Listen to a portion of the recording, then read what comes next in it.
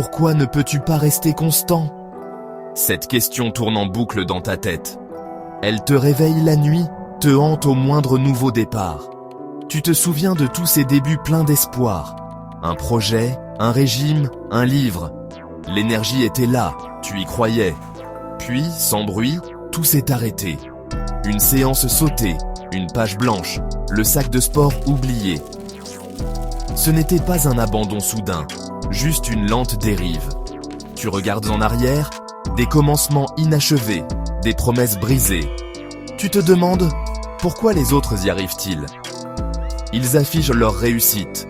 Toi, tu te sens bloqué dans un cycle sans fin. À chaque échec, ta confiance s'effrite. La voix intérieure devient plus dure. Pas assez fort, pas assez discipliné. Cette question n'est pas une vraie question, c'est une accusation. Elle te vole l'envie d'essayer à nouveau. Fatigué de cette guerre intérieure, tu ne vois que solitude et perte. Tu observes les autres, sur les réseaux, au travail, dans ton cercle d'amis. Ils semblent avancer, bâtir leur vie, afficher des réussites. Toi, tu as l'impression de lire un livre aux pages arrachées. Chaque photo, chaque succès des autres te renvoie à ton propre sentiment d'immobilité. Tu te compares, c'est humain, mais c'est un poison lent. Tu comptes les années, tu te dis, eux, ils ont déjà réussi. Chaque comparaison creuse le fossé entre ce que tu es et ce que tu crois devoir être. Tu te sens en retard, comme si le train n'était parti sans toi.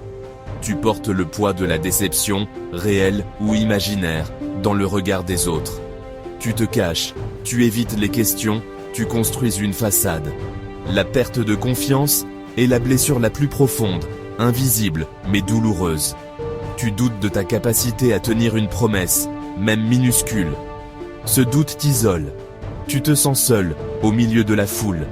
Personne ne voit la lutte silencieuse que tu mènes chaque jour. Il y avait cette personne. Appelons-la Claire, ou Marc, ou toi. Elle voulait apprendre la guitare. Elle a acheté l'instrument, suivi des tutos, rêvé de jouer devant ses amis.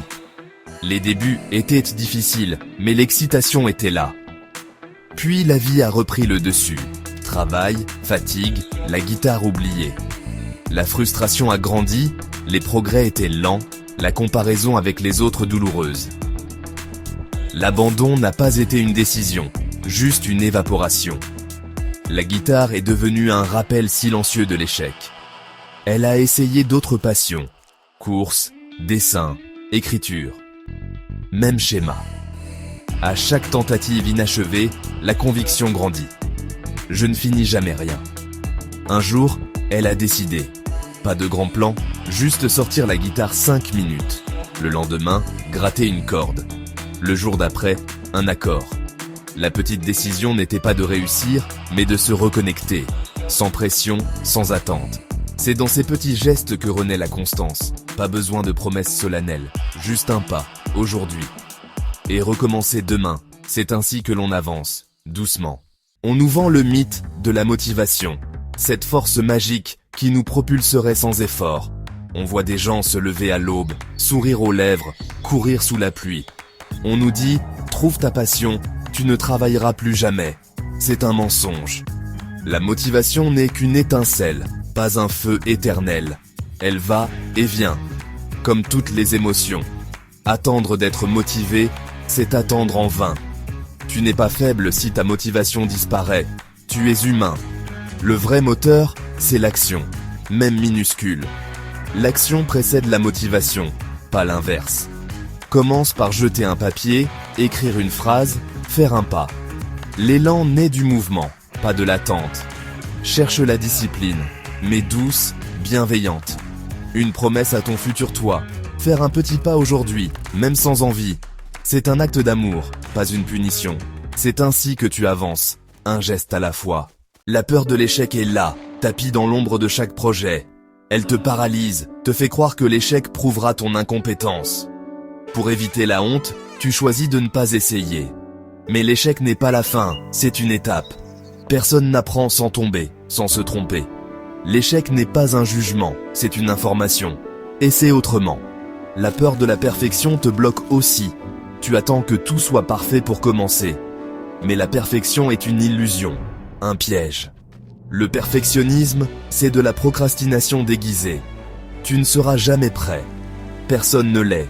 Accueille la peur, ne la combat pas.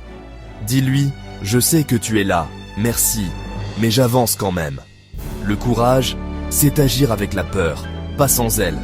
Fais le mal, fais-le imparfaitement, mais fais-le. Le fait est toujours mieux que le parfait imaginaire.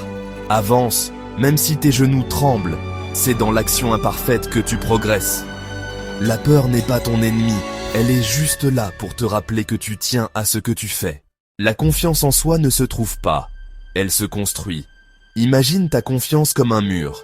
Chaque abandon enlève une brique. Tu ne peux pas tout reconstruire d'un coup. Commence par une seule brique. Pardonne-toi d'avoir abandonné, d'avoir été imparfait.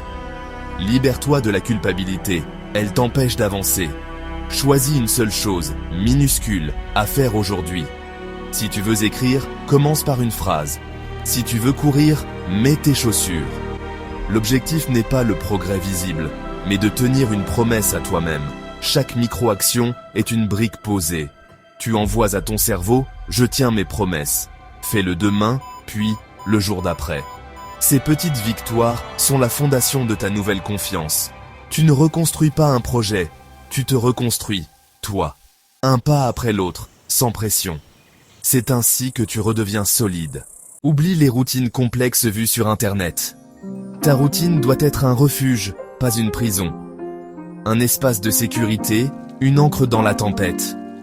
Elle ne dépend pas de ta motivation, elle est là, comme une respiration. Commence par un seul rituel, matin ou soir. Rien qu'à toi. Boire un verre d'eau, t'étirer, lire une page. L'important, c'est la régularité.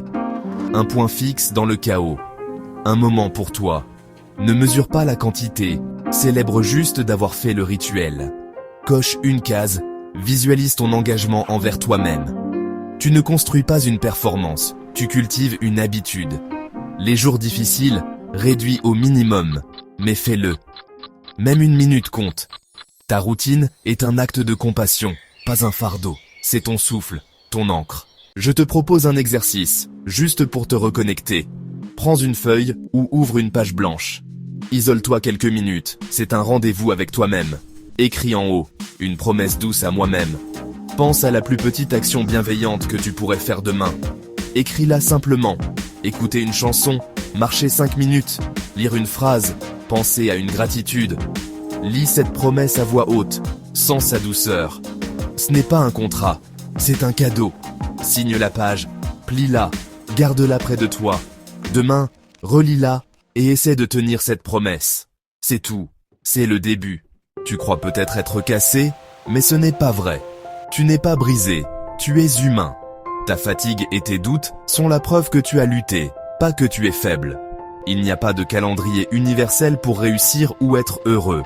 La seule horloge qui compte, c'est la tienne, ici et maintenant. Chaque jour est une nouvelle chance, pas pour tout recommencer, mais pour continuer. Tes expériences sont ta force. La flamme en toi n'est pas éteinte, elle attend juste un peu d'oxygène.